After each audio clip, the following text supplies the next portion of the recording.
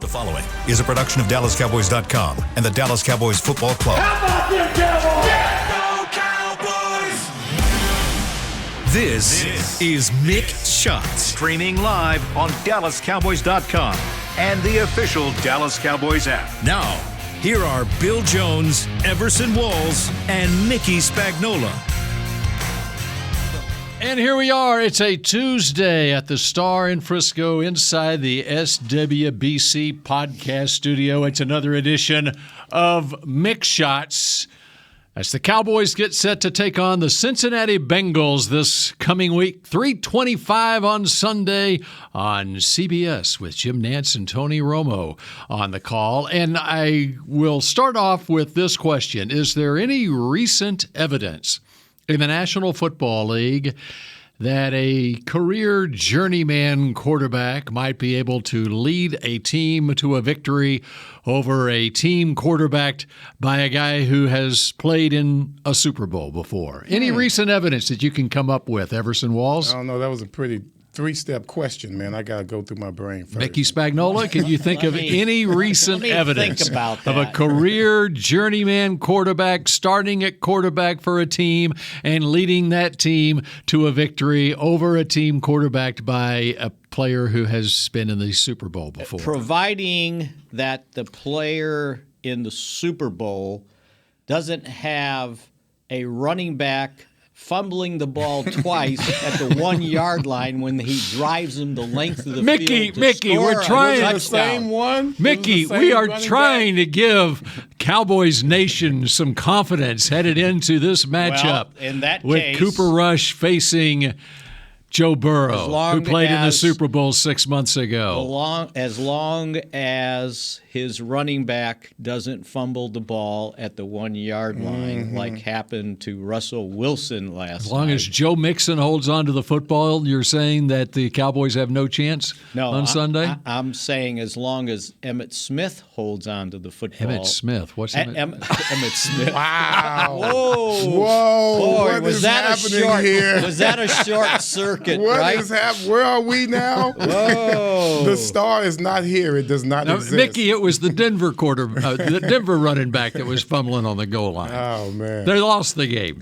Yeah, but The point is, Geno Smith. That was the journeyman quarterback beat the Super Bowl quarterback. Right, and the Cowboys have a But that's journeyman why. quarterback right now. Okay, so now let's start again. As So long the as Cowboys are in the shoes. As long as Ezekiel Elliott doesn't fumble.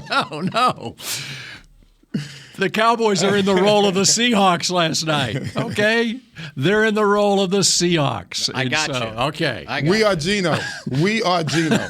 Geno is us. So there is hope for the Cowboys against a team that's quarterbacked by a player who played in the Super Bowl. Absolutely. Even just 6 months ago, who, by the way, also got sacked how many times last week against 7. Pittsburgh? And how many picks did he throw last week? 4. All right. So He had them right where he wanted them the whole game. And what did the head coach say about defense? Defense wins championships. See, I thought he was quarterbacks trying win to Super tie Bowls. something else together. No, I was trying to tie into You the went fact that right over recent my head. evidence would suggest, and that would be last night's game, that even a Geno Smith quarterback team can beat a Russell Wilson quarterback As long as team. the Cowboys' defense only gives up 14 points. There you go. All right. Anytime Only gave you up have 19 defense, against the greatest player in the history of the game. Anytime And you they have still couldn't defense, win. you have a chance to win the game. That's right.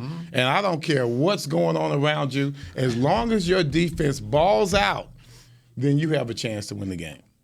All right, but I'm now got hope after listening to the Cowboys owner, president, and general manager on the radio this morning that maybe there's a chance Dak can play on Sunday. If you listen to him. Because yesterday at this time, we were thinking, oh, he's going on IR for sure, and he's out 6 to 6 to 8 weeks. Yeah. Well, Mickey, what can you tell us now?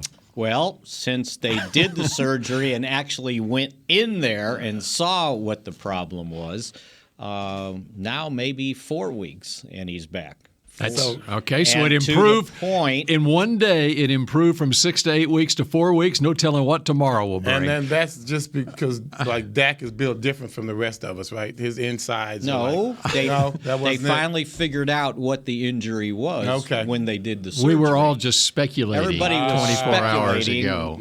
They were speculating 5 minutes after it And happened. Sunday night, I mean, it was funny because McCarthy's doing his post-game press conference, and the media is saying, "Well, we understand he's out several weeks," because Jerry had, and that was the initial So maybe from prognosis. the beginning, from the beginning, but as we the were- coach pointed out, he hadn't even seen the doctor yet. We don't know We were misled from the beginning.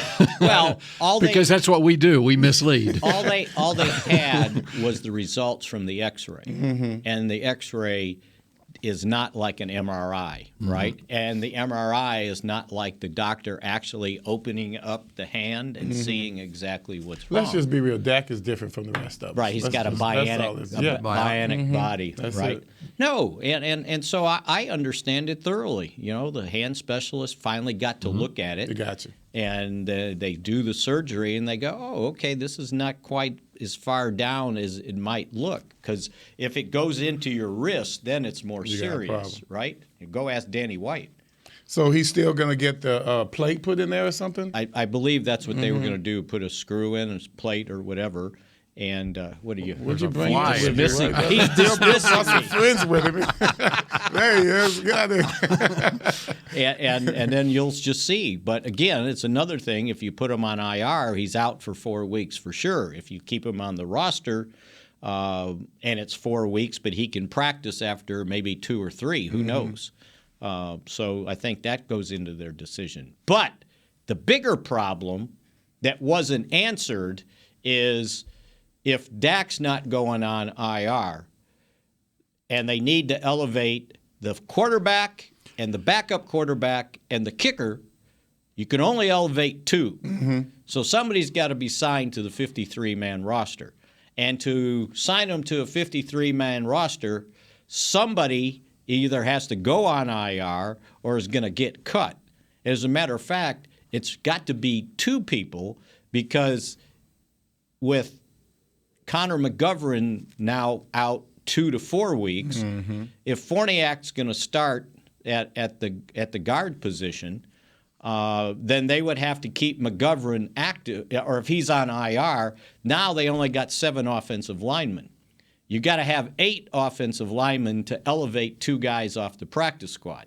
So you need another offensive lineman on the roster if you're going to elevate the kicker and the backup quarterback. So you can't elevate Jason Peters if he From got the ready practice field. from the practice squad. You can't Practice elevate squad. him. Yeah. No, you would have to sign him. Right. He's got to be on the 53. He's got to be on the 53 go. because you don't have enough. So you got to create 2 spots on the roster. Now, they don't have to do it today. They just need to do it eventually by Friday and see which way they want to go and maybe get a better idea of where Curse is and where McGovern is. But that was the question that wasn't answered this morning when Jerry did his radio interview. So they're going to have to do some sort of roster juggling here over the next couple days to make sure they've got everybody that needs to be active. And it's not going to take some magical act. No, I mean, somebody's got to go on IR, Yeah. or 2 guys might go on IR because you need to move. You can't elevate 3 guys, right? They can't do it, and they need the kicker, I think. Well, And you need a backup quarterback. and you would think. Now we don't have the results of J-Ron Curse's MRI, right? Yeah, and it was a sprained MCL. And those things are 2 to 4 weeks. And Usually McGovern's closer to is 4. 2 to 4 weeks. Same I thing. mean, yeah, and McGovern with the ankle, high ankle sprains, usually 2 to 4 2 weeks. to 4 weeks. That's what it said. So If you could decide that both those guys go on IR, and that creates 2 roster spots right, for you. if that'd be the easiest way to do it without releasing somebody, and without Curse available, you need what is it with this fly? Hey, you just messing with you guys. I'm good. No, it was circling. I'm good over here. It was man. I don't know what circling you over guys your are doing. head for about I'm fine 15 over here. seconds. I hate to tell you. You need McQuamu on the roster. Then if McQuamu or somebody's taking his spot, you need Bell to help out on special teams. So you can't trim there. And without Basham, if Basham's not ready with the thigh bruise, and we haven't really got an update on him, you start cutting defensive ends, and now you're getting a little tight. So, that's one of the questions that they've got to answer to be able to get 8 offensive, I guess you can keep McGovern there, but if he can't play and Farniak starting at guard, who's your backup guard center? Mm-hmm. And I don't know that I want to put a 6'8" tackle at guard if something happens. We might not have any choice. So your options are from the practice squad right now. As far as a backup swing guard on this team. And I would think it's Peters. So it's Peters, right. Or it's Dakota Shepley. Yeah, exactly. Who you like?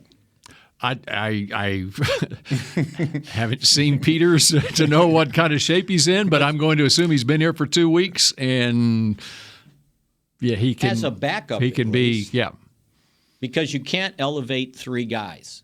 That person has to be signed to one of the them. backup guard had to go in the game on the 8th play of the game last week, and so Jason Peters, if he's in that role, then he's got to be ready to play 60, 70 plays. And I think he will be. And your Shepley guy, can he play center too? He plays, He is center. Yeah. So you can probably play guard. Yeah. If something happened. Well, see, that's the other thing. Okay, who is your backup center? Well, it was who's playing? It's Farniak. It was Farniak. Farniak, yeah. But if he's playing guard, and the last thing you want to do is say, okay, well, let's move my guard to center if something happens to Biadasz. Let's move my left tackle to guard and put Peters at tackle, or let's go, or somebody else at tackle. It's just amazing, and not just the Cowboys, all NFL teams, how slim they go on the offensive line on game day. Yeah, I mean, if you got 2 injuries at that position, you can be in real trouble on game day. And that's why you need versatility on your offensive line. So that's what they've got to deal with now. If indeed they're going to keep Dak on the 53, so somebody's going to either have to go on IR, or 2 guys, or somebody's got to get cut to elevate what you need. But I guess, if you don't want a kicker, you just go for it on 4th down, and I think they'll go with the kicker. And then you won't have to decide if you're going to try a 64-yard. Yeah, man. Okay. I was going to say, what a gamble. Jeez. That was pretty impressive. So, would you like to get into that? We got time here before the break.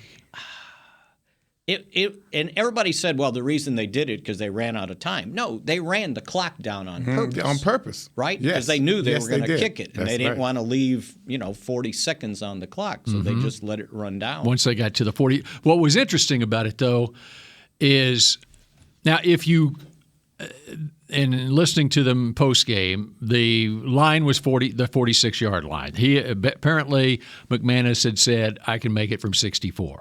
Okay. And he could have if he kicked it straight. Right. He just missed by a little bit. But he had the distance from 64. So it's a minute 10, minute 9, minute 8 going down. He's counting down after Javonte Williams got to the 46-yard line. All right, everyone on the sideline knows the line of demarcation there is the 46-yard line. And so you have to, as a coaching staff, have to figure out that, okay, if we in this situation, if we got 3 timeouts left here. But if we get to the 46-yard line, you have to make that decision.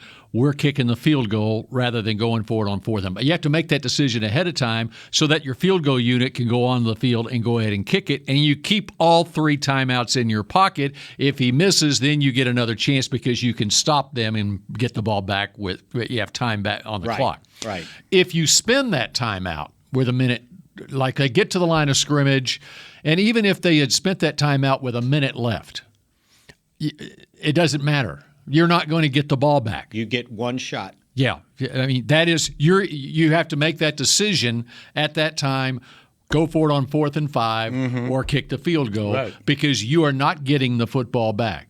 Even with 2 timeouts in your pocket, you cannot get the ball back. But with 3 timeouts, you can. Now, you would be hurried going onto the field, and do you want to, in a hurried fashion, try to kick a 64-yard field goal? I don't think so. But it was interesting.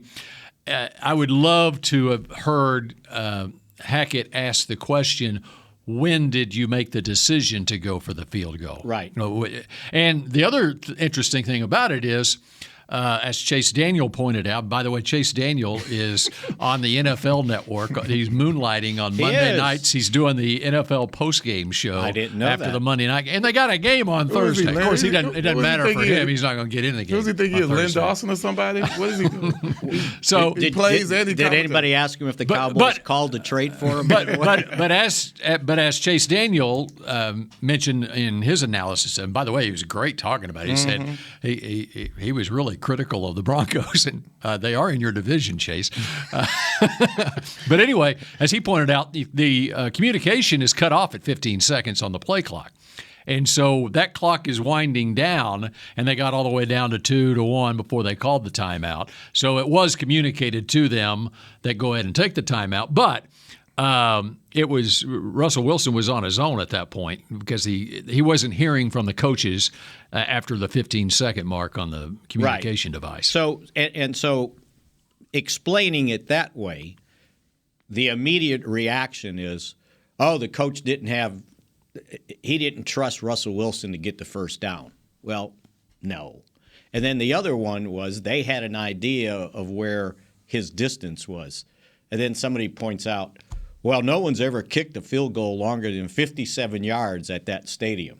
Well, it's not that's because the weather is usually probably not as good as it was last night. That ball carried very well last night. And they make the determination in pregame warmups. Sure. It's not based on past history. Right. I mean, or analytics. McManus tells them before the game, or he kicks one from 64 in pregame, and then they realize. I feel good today. Yeah. And they usually move them back and say, okay, what's the distance? And then you let them know. The special teams coach knows. So distance wasn't the problem. He just didn't kick it straight. He kind of hooked it. I mean, just kind of hooked it. Just kind of. He only missed it by maybe 2 feet. If it was 5 yards shorter, he would have had it. What was he on the left hash? I can't remember. I think he was down the middle. Yeah, it would have been the left hash because the play went to the left sideline. Did it? Yeah, he was on the left hash because Javonte Williams got tackled on the left side of the field. And so had it been at the right hash, it would have gone right in. Yeah, but he's going to be aiming differently, though. I'm just saying. I'm just saying he was on the left hash. It wasn't like he hooked it. If it was Madden, it was 64. If it was a Madden game, he would just it was move it 64 yards, and there's a margin of error there. Just don't lose 2 fumbles. Yeah, and other advice I would give Nathaniel Hackett, and I really like Nathaniel Hackett, and that was his first post-game press conference as a head coach. He needs some coaching on his post-game press conference. I thought he was going to run out of breath. Yeah. I didn't stay around. I think he started turning red the more he talked. He had the same, his blood pressure's up as anyone would be, and he needs more of a cooling off period, take a deep breath, whatever, because he is great normally talking to the media. I've never heard I was him talk really ever. surprised. I saw him in his introductory press conference. He was absolutely phenomenal. And he could be a motivational speaker or whatever. Just in that situation, he was your heart rate gets That's up. What you call being geeked. Yeah, exactly. And so and these coaches do get coached a lot of times by media people on how to handle press conferences. And so my suggestion is, all right, you got to just take a deep breath, and you're not in a locker room. There's no class anymore. for How did do. Dayball do after his? I didn't see him. I didn't either. But he was wondering. His was different. I saw the dancing in the locker room. His was different because they won. Yeah. And you can have that intensity when you win. Especially when you make a bet like that. It doesn't come across great when you lose and you've got that I wonder intensity. if he ever thought the first game I ever coached as a head coach, I'm going to have to make that decision right down at the end. Go for 2 to win it or settle for a tie. You know what? You can you just watch at least half the games this week and half the games any week in the NFL, and you can anticipate you're probably going to have to make a decision. Something's like going to that. go off script. Yeah, Right? That's right. All right, got so much to get to when we come back here on Mick Shots. We paid how much for those lessons? Shh, she's doing great. Oh, yeah, totally. Can you pass me a Pepsi Zero Sugar? Great job, honey! Oh, look at that. That's not the end. No way. Now it's time for the encore. You know what? You're right. 5 times? Not enough times. For everyone who traded in rock concerts for their kids' recitals, you've compromised enough. Pepsi Zero Sugar. That's what I like. The Medal of Honor is our country's highest military award for valor in combat. More than 40 million individuals have served in the armed forces since the Civil War. Fewer than 4,000 have received the Medal of Honor. The National Medal of Honor Museum will be a place to preserve these legacies and inspire America. It's being built right next door to the Dallas Cowboys in Texas. Help us honor our country's greatest heroes. Learn more and get involved at mohmuseum.org. Nobody protects you from mayhem like Allstate. I'm a broken traffic light. Stop and go is the name of my game. It's easy. You go, they go. Or was it they go, you go? And if you have the wrong car insurance, these repair costs could stop you in your tracks. So get Allstate's new low auto rate and be better protected from mayhem, like me. Not available in every state based on coverage and limits selected. Subject to terms, conditions, and availability. In most states, prices vary based on how you buy. Allstate Bar and Casualty Insurance Company and affiliates, Northbrook, Illinois. Star Sports Tours is the only official fan travel partner of the Dallas Cowboys, offering exclusive game weekend travel packages with pre-game sideline access and photo ops with current players, cheerleaders, and Cowboy legends. You want to stay at a team hotel, attend the best tailgate party in Texas, tour the Star, and talk X's and O's with me, Everson Walls? With Star Sports Tours, you can. Visit cowboystravel.com to book your travel package today. Back to Mick Shots. K-Post Roofing and Waterproofing, proud partner of the Dallas Cowboys, from corporate homes to your home. Have your roof checked by choice, not by chance. Call now, 214-225-4860, kpostcompany.com. One other note on Monday Night Football last night. Man, isn't it great to have Monday Night Football back? It's been years, if not decades, since we had Monday Night Football with Aikman and Buck calling Monday Night Football last night. Or you could watch the Manning cast, okay? Which you I can flip back and forth, whatever. I had since it began until Buck and Aikman were doing the game. Right. Mm-hmm. Oh, and nothing against the guys who have done it. I didn't say anything bad about it. But it's just, and that was the idea, to give it a big game atmosphere, and just having Buck and Aikman on it makes a world of difference. The only thing better if they would have put on their yellow gold jackets like they used to in the old days.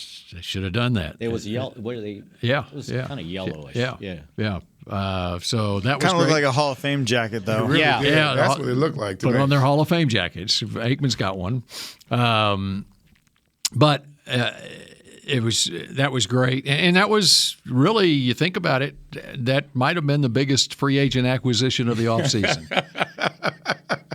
That's pretty good. And it was. That was a lot of money. Right? How much did he get? Didn't they post it? Is it $18 million? I think so. That's a lot of money to just per year. Just sit on your butt. And Romo's got about that, or he's got a little more than that. I think 19, something like that. Yeah. I didn't hear. Think about what Romo got, Aikman got, and Buck got per year.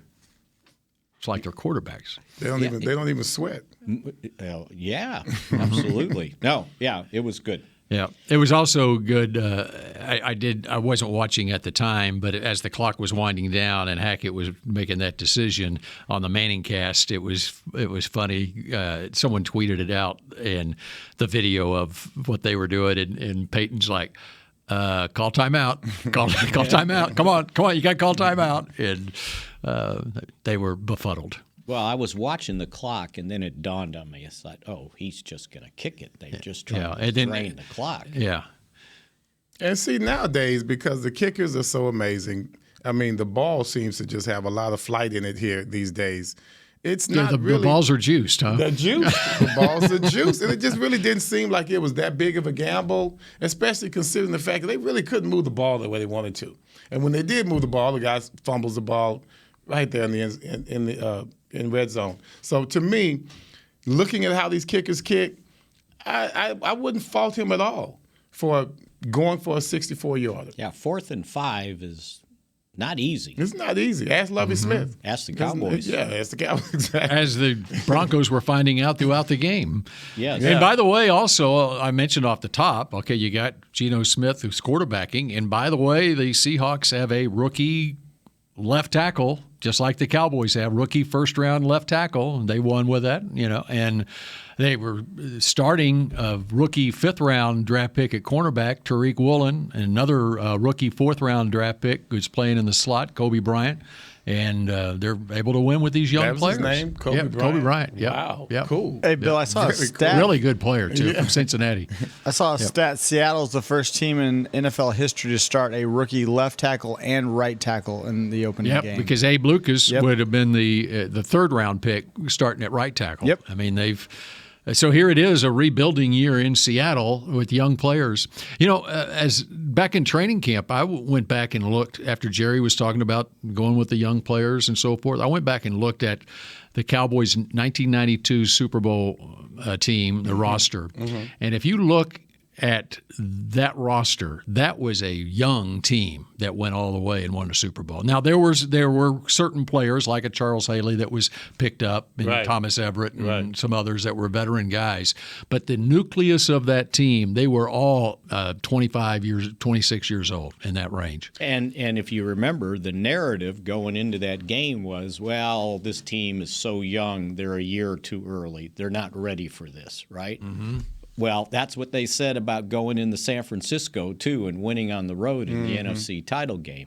And if you remember, a young guy like Kevin Smith lines up in front of Jerry Rice and starts giving him the business. That's right. Rookie. Right? That's because he's from Texas. That's right. That's the way we are here in Texas. That's the way DBs are in Texas, baby. And we don't play. And if I remember correctly, Woodson, was that Darren? That was Darren Woodson's rookie year? That would have been. Yes, right? Yep, 92. They were both rookies. So it's Aikman's fourth year, Emmett's third year. Eric Williams, that was his first year starting, if I remember correctly. See, Larry Allen wasn't here yet. Larry Allen wasn't here yet. But, yeah, they had some young guys that, played well in those situations. And see, as players, former players, whatever, you could always say, well, man, we're outmanned. And okay, if I'm on that roster, I'm thinking, well, no, I'm on this roster. So no one's outmanned. I mean, Kevin Smith didn't think, man, we can't win this game. Right. I'm going to go out here and give up all these passes to Jerry Rice. To me, the narrative does not, it's not the first thing. Especially when it's how you play. And you've already played, 18 games before the Super Bowl. Mm-hmm. Russell Maryland, second year. Who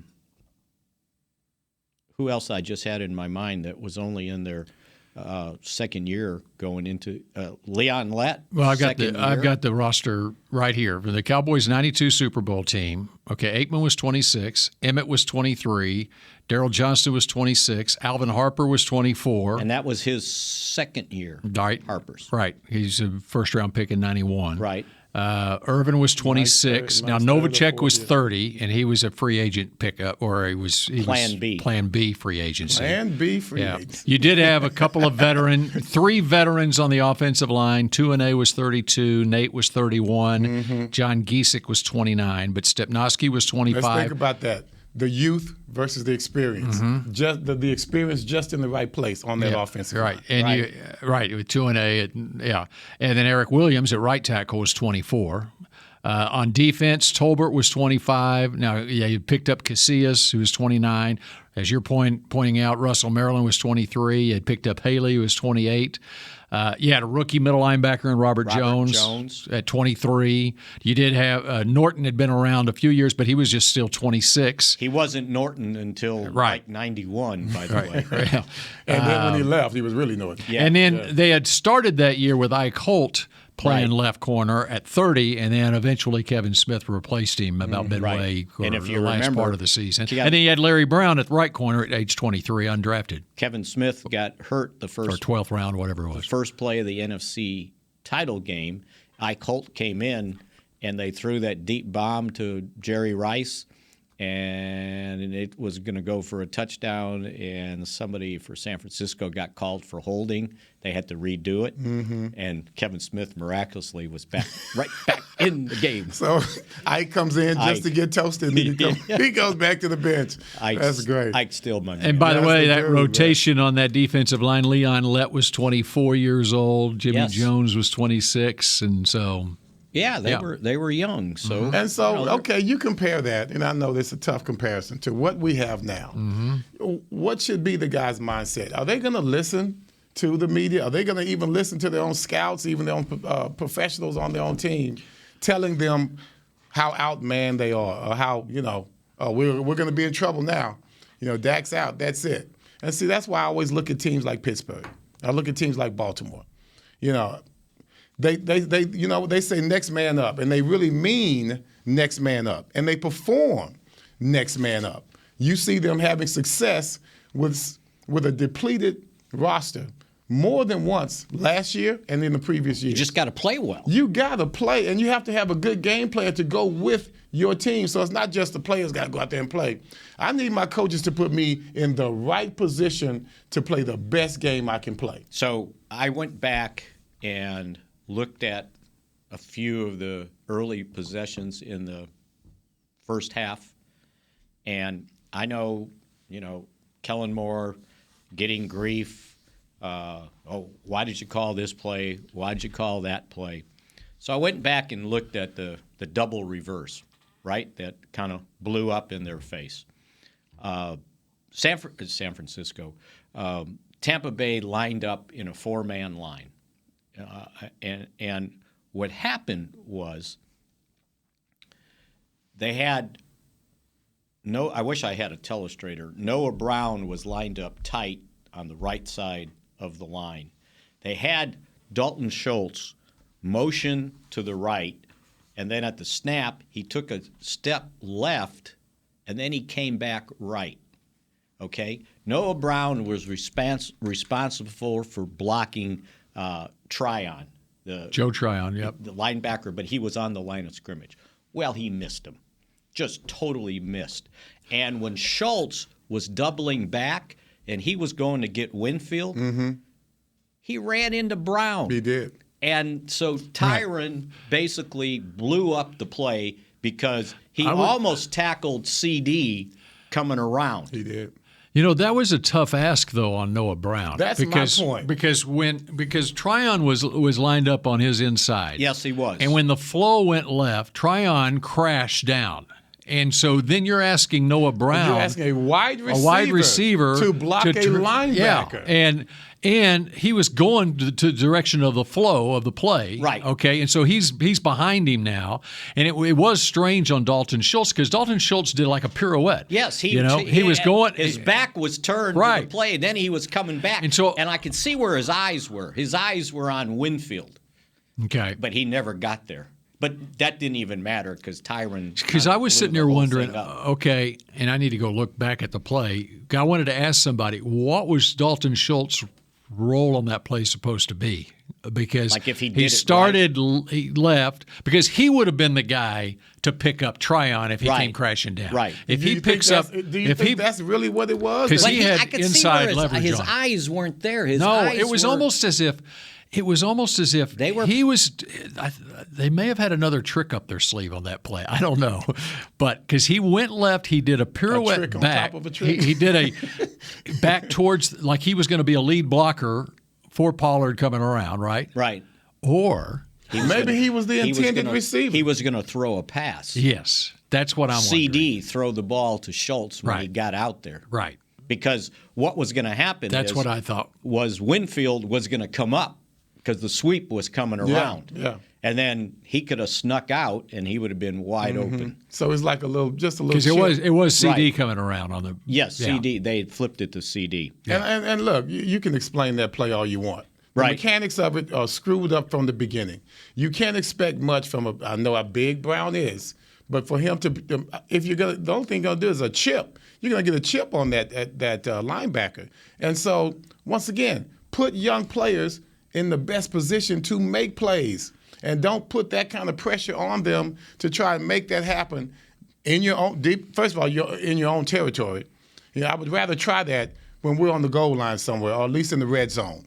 That's a red zone play for me. It's Right. not something that you want to have on the other side of the 50. That's the problem. And they were at the 30 something. So the next one they tried, by the way, was the shotgun snap to Pollard, right? Dak's lined up in the slot, and Dak's coming around like I had the feeling Pollard was going to pitch it to Dak, and Dak was going to throw it downfield.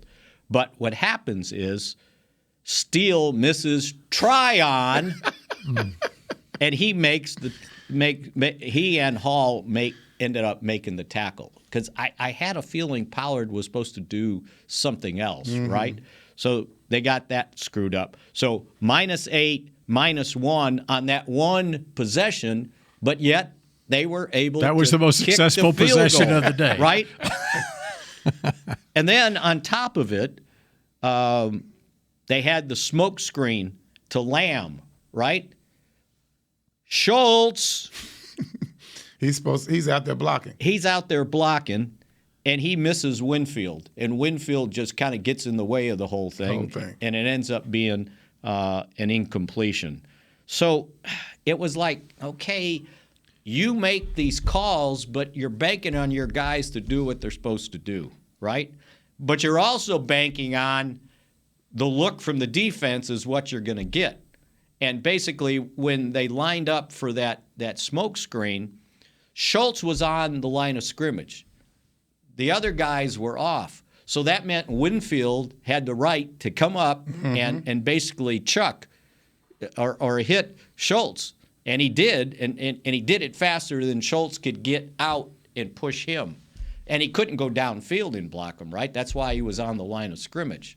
So I look at those things, and it's like, poor Steele, he struggled.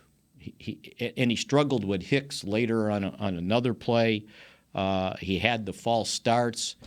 And he played well last year. I was just surprised that it was almost like for the opening game, I don't know if he had jitters or what, but he got no time for jitters. He just didn't play the way he had. And look, he beat out La'el Collins. That's why they did what they did with La'el Collins. And by the way, if you had watched the Cincinnati game, La'el Collins struggled in pass blocking.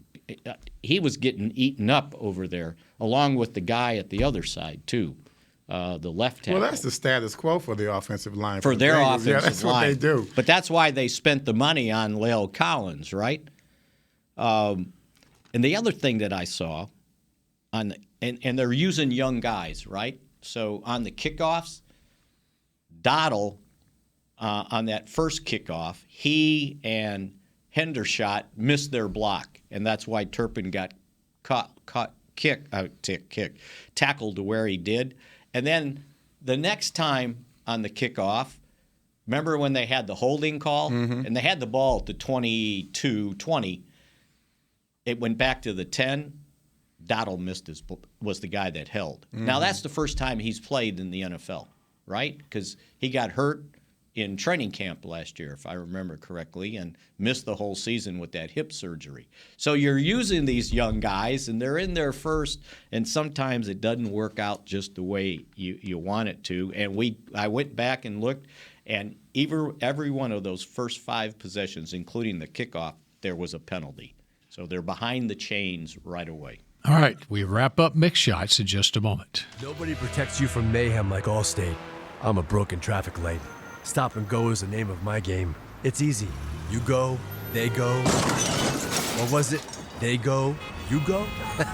And if you have the wrong car insurance, these repair costs could stop you in your tracks. So get Allstate's new low auto rate and be better protected from mayhem, like me. Not available in every state based on coverage and limits selected. Subject to terms, conditions, and availability. In most states, prices vary based on how you buy. Allstate Bar and Casualty Insurance Company and affiliates, Northbrook, Illinois. We paid how much for those lessons? Shh, she's doing great. Oh, yeah, totally. Can you pass me a Pepsi Zero Sugar? Great job, honey! Oh, look at that. That's not the end. No way. Now it's time for the encore. You know what? You're right. 5 times? Not enough times. For everyone who traded in rock concerts for their kids' recitals, you've compromised enough. Pepsi Zero Sugar. That's what I like. The Medal of Honor is our country's highest military award for valor in combat. More than 40 million individuals have served in the armed forces since the Civil War. Fewer than 4,000 have received the Medal of Honor. The National Medal of Honor Museum will be a place to preserve these legacies and inspire America. It's being built right next door to the Dallas Cowboys in Texas. Help us honor our country's greatest heroes. Learn more and get involved at mohmuseum.org. Brace yourself for an existential question. Has your butt been having enough fun lately? Have you been treating it well? Has it been going places?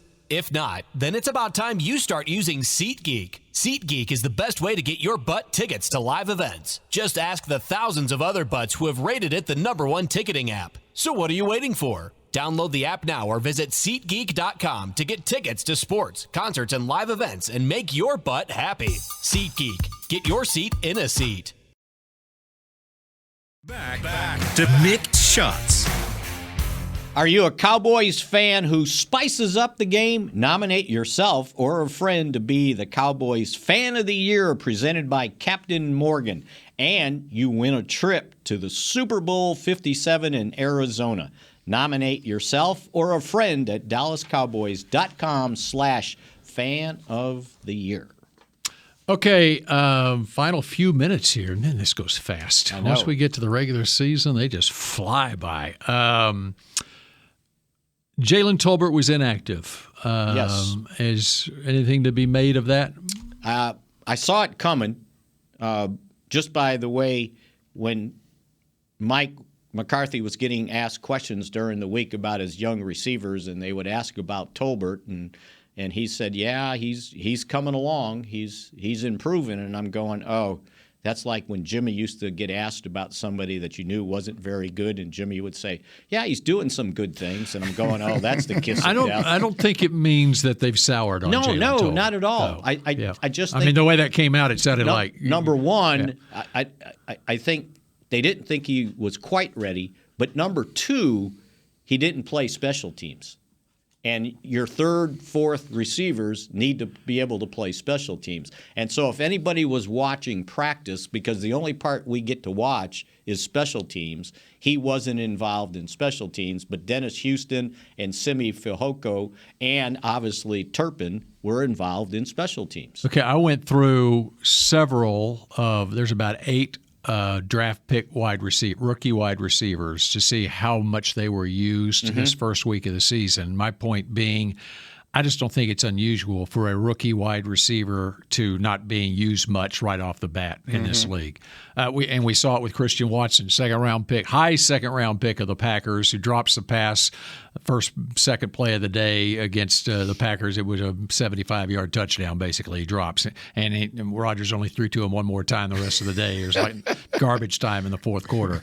But they had a plan for him early. They went to him, and he dropped the ball, and he didn't come back to him. Right. All right. Tolbert was inactive, third-round pick. George Pickens, second-round pick of the Steelers, who blew it up in preseason. I mean, a lot of people are thinking Pickens might be the offensive rookie of the year this year by what we saw in the preseason. He was a second-round pick, 52nd overall, probably first-round talent, but had injury issues in college. He was targeted 3 times, had 1 catch for 3 yards, okay, for the Steelers. Dennis Houston, obviously undrafted, 5 targets, 2 receptions, 16 yards. Chris Olave, 11th pick in the draft, 3 targets, 3 receptions, 43 yards for New Orleans. David Bell, third-round pick, Cleveland, no targets, no receptions. He was in for 22 plays. Danny Gray, San Francisco, third-round pick out of SMU, who blew it up in the preseason, inactive. Eric Ezunkama, 4th-round pick of the Dolphins, inactive. Drake London was the 8th pick in the draft. Now, he had 5 catches for 74 yards and played a big role, but he was the 8th pick in the draft for Atlanta. But the guys down the line. Yeah. So third-rounders like uncommon. Third-rounders like Jalen Tolbert, you ease them in. And so I don't think fans should be alarmed that Jalen Tolbert, even with the lack of experience the Cowboys have at wide receivers, that he was inactive. And remember, he hadn't played that much football either, right? He was the baseball guy in high school. Oh, yeah. He played football and baseball. He played with Bubba Thompson, who's with the Rangers now. Yeah. So anyway. So, it'll be interesting now going forward. Is he going to be active this week? See if they can get him on special teams to do something. Yeah. If you look at his body type, he's not built like a special Dennis Houston teams is guy. more of a because he's kind of a guy bigger, that can cover kicks and stuff. Yeah. And if you look at Houston in the preseason games, he didn't really stand out. He stood out in practice. But in the preseason games, I didn't see that much out of him. Well, he stands out in that he is where he's supposed to be, and the quarterback really trusts him. And he caught the Hail Mary at the Chargers practice to end it that day. Yeah. That was fun. Yeah. Okay. That's it. We filled up 46 minutes here on Mix Shots. We turn our attention to the Cincinnati Bengals tomorrow, right? Absolutely. I'm still pissed off about Sunday. So on the Cincinnati. On the Cincinnati. Okay, I'm done. On to Cincinnati. Right. After today, you have to be on to Cincinnati. We're on to Cincinnati tomorrow, and we talk about hey, here's something for you to look at, Everson. Trayvon Diggs versus Jamar Chase. Ooh, okay? That's going to be nice. There you go. There's a matchup. And I want your opinion on Fournette's block on Michael Parsons. Okay. Oh, yeah. Have you seen it? They highlighted that on NFL Network. Oh, yeah. Okay. Yeah. They went for it. I saw it. Micah has reacted to it on Twitter, too. So. Well, I mean, he's got nothing to be ashamed of. Oh, no got kidding. 2 sacks, man. Yeah. Come on. He's whooping butt over there. That's basically what Micah said. I love it. And 2 quarterback hits, too, by the way. Right. Yeah. All right. That does it for Mix Shots for a Tuesday, and we will talk at you again tomorrow at noon. Go Cowboys. This has been a production of DallasCowboys.com and the Dallas Cowboys Football Club. How about this, Cowboys? Yeah!